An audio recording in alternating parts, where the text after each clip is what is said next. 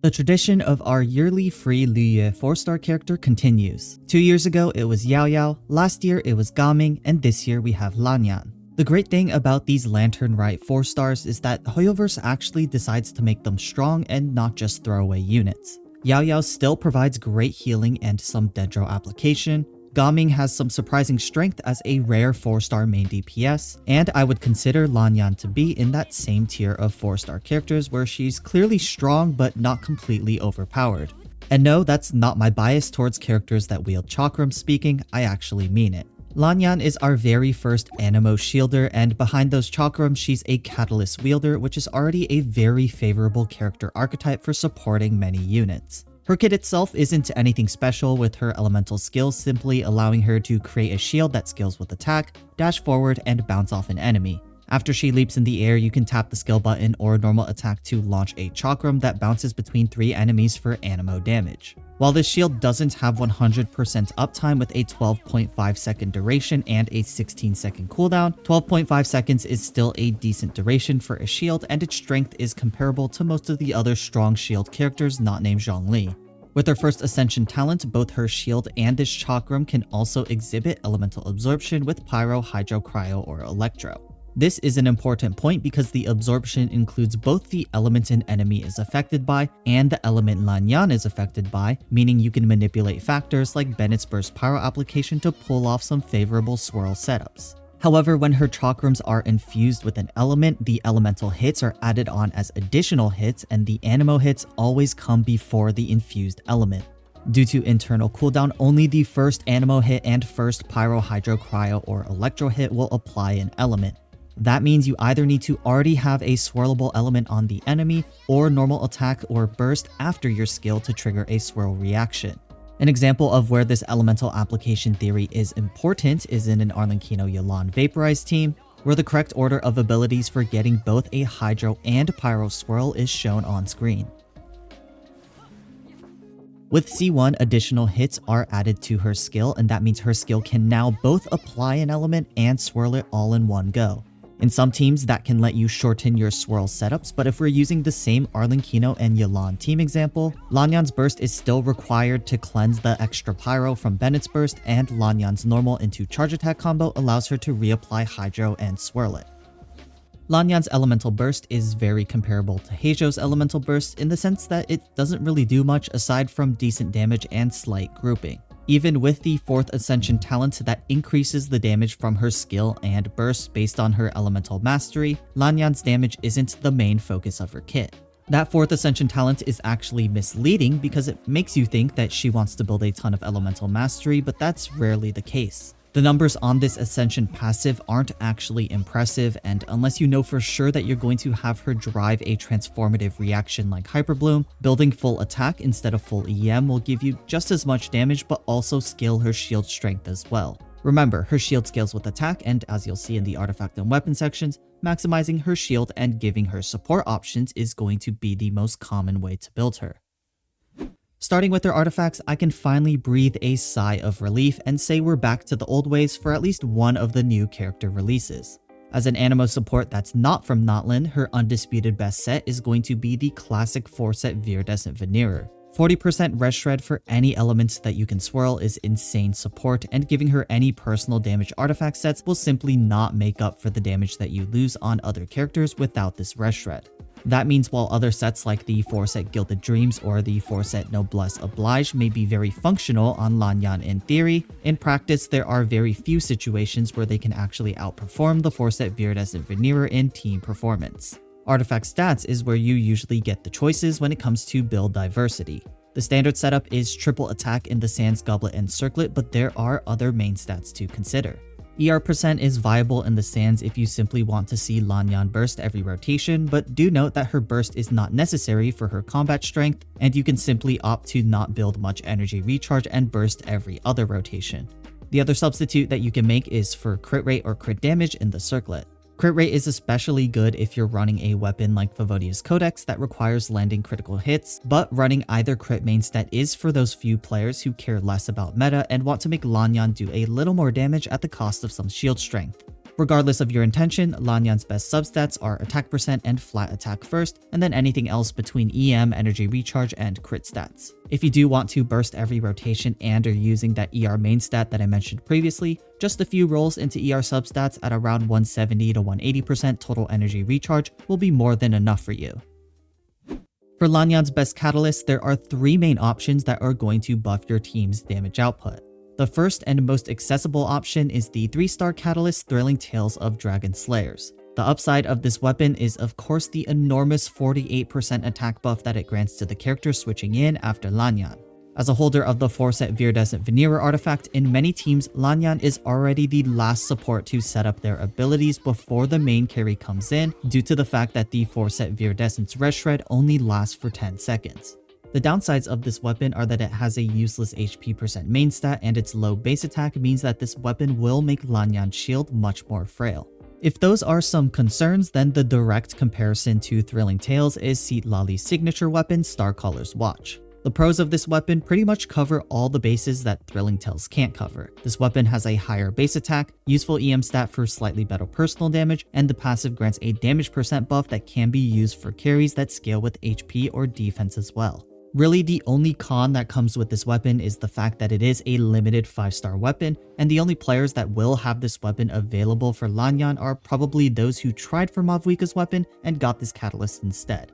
The third main catalyst option for Lan Yan is the 4-star Favonius Codex. While its passive is not a direct damage buff to the team, having Lan Yan hold a weapon like Favonius that allows you to generate energy particles for the team lowers her teammates' energy requirements and allows for heavier investment into whatever damage stats that your other characters need. Remember, with Favonius, you can opt to run a crit rate main stat in the circlet to get consistency with its passive. If you're simply looking for the strongest shield on Lan Yan, then attack stat sticks like Skyward Atlas, Memory of Dust, and Oathsworn Eye are also viable options on Lan Yan as well.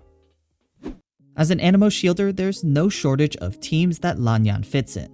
There are many reasons why a character can be considered a strong support in Genshin, but you'll notice that with a lot of the prominent supports, they all share one strength in common, and that's role consolidation. Take a look at some of the top meta picks like Kazuha, Shilonen, or Bennett for example. Not only do they provide huge buffs to the team, Shilonen and Bennett fill the healer role, and Kazuha provides some of the strongest grouping in the game as well. Even for characters that aren't at the very top of the meta like Kokomi or Yao Yao for example, these characters fill the role of both elemental application, healing, and slight buffing via their builds or constellations, making them very comfortable options for several teams. Lan Yan's role consolidation comes with her shielding via her kit and buffing via the 4-set Viridescent Venerer plus some of her catalyst options. In several teams, we had this dilemma where if you wanted a shielder, you had to accept that your main DPS would lose out on some damage since you lose a team slot that could have had a prominent buffer or debuffer. Before the release of Citlali or Lan Yan, the best you could get is Zhongli's 20% Red Shred, or maybe some spotty buffs with 4-star characters like Diona or Layla with their constellations. With Lan Yan, you can upgrade that Red Shred to 40% and get up to 48% attack percent with an R5 Thrilling Tales, or a 28% damage bonus with an R1 Starcaller's Watch. One of the primary beneficiaries of Lan Yan's kit and buff heavy build is Arlecchino, who cannot be healed and is often reliant on shields to keep herself healthy. The team with Arlecchino and Lan Yan usually consists of Bennett in the 3rd slot for buffing Arlecchino's damage and Lan Yan's shield, plus extra pyro application for Lan Yan to swirl before Arlecchino starts her rotation. The final slot is a flex slot that can be Xiangling for mono pyro, Yelan or Xingqiu for vaporize, or Shilonen/Yunjin for more buffs. Even for other pyro carries like Linny or Hu Tao, the same benefits apply and they can take the place of Arlecchino. Just make sure that you make the appropriate adjustments to your flex slot options, such as avoiding Yunjin with Linny because Linny is a charge attack DPS and not a normal attack DPS. Basically, Lan Yan is just an upgrade to several pyro DPS archetypes if you're missing Kazuha or simply not using Kazuha in those teams. The only reason why you'd want to use a shielder like Zhongli over Lan Yan is that if you really need that unbreakable shield, but Lan Yan's shield strength isn't something to scoff at, especially with her C2. Her C2 is undoubtedly her best constellation, allowing her to restore up to 40% of her shield's damage absorption every 2 seconds whenever your characters deal normal attack damage. That means as long as your shield doesn't get one-shot by a giant enemy attack, you can keep restoring the shield's HP with a normal attacker like Arlecchino and ensure it stays up for as long as possible to block more damage and provide resistance to interruption.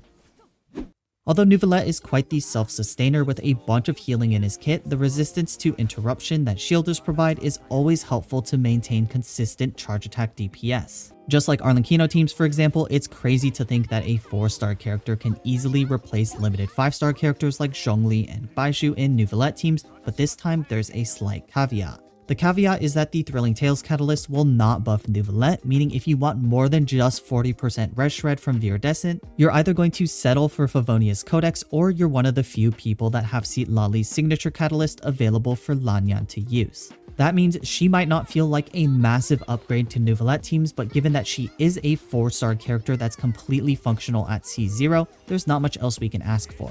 If you take the ideal team of Neuvillette, Kazuha, Furina, and Shilonen, then replacing Kazuha with Lan Yan pretty much gives you one of the best Neuvillette teams that includes a shielder. For those that don't have Shilonen and are looking for a budget replacement option, you can replace her with Kachina or Ororon if you want a wielder of the 4-set scroll of the Hero of Cinder City artifact set.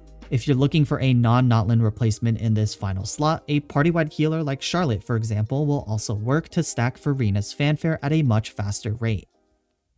As you've probably noticed by now, a recurring theme with Lan Yan's best teammates is where she replaces other survivability options due to the fact that she offers more offensive buffs via her build. That pattern doesn't stop because the entire archetype of Aggravate also gets a pretty decent flexibility buff with Lan Yan for that same reason. Previously, you could run a healerless Aggravate team, an Aggravate team with a Dendro healer/shielder, or replace Kazuha/Sucrose for an Animo healer like Jean or Sayu who provide no other buffs beyond the 4-set Viridescent Venerer. Lan Yan's ability to wield either the Thrilling Tales or Starcaller's Watch Catalyst gives her the necessary buffing power to be more than just the bare minimum, and her shielding allows you to go fully offensive in the Dendro slot with a powerful support like Nahida. A typical Aggravate team with Lan Yan includes your Electro DPS, Lan Yan, a Dendro Applicator, and an Electro Battery. Electro DPS characters are abundant with the choice between characters like Chlorine, Sethos, Sino, Raiden, Keqing, etc. The Dendro slot is where more restrictive team building happens since the only pure offensive Dendro applicators we have are Nahida, Dendro MC, and Kole. Nahida is the clear frontrunner with high personal damage and a huge EM buff, but Dendro MC and Kole also have small buffs with their C6 and C4 respectively.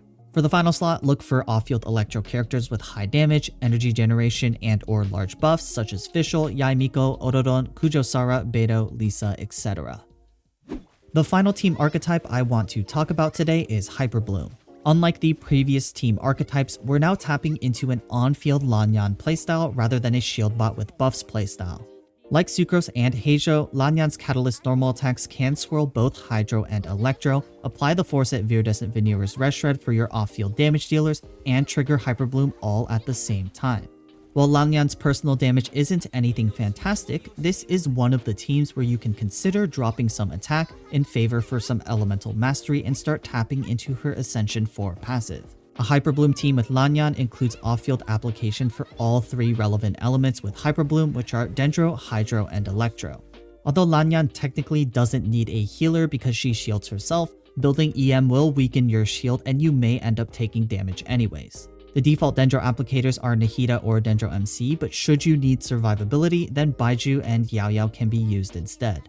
A similar philosophy comes with the Hydro character, where Xingqiu and Yilan are the default Hydro applicators due to their high rates of elemental application, but Kokomi also has strong healing along with Hydro application herself.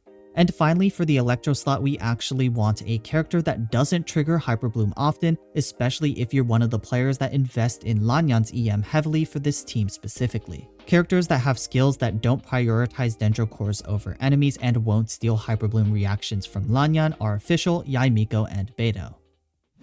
But with that, I hope you guys enjoyed this Lan Yan guide, and most importantly, I hope this guide was helpful for building the perfect Lan Yan for your account. Other than that, it's the same as always. I'll see y'all in the next one.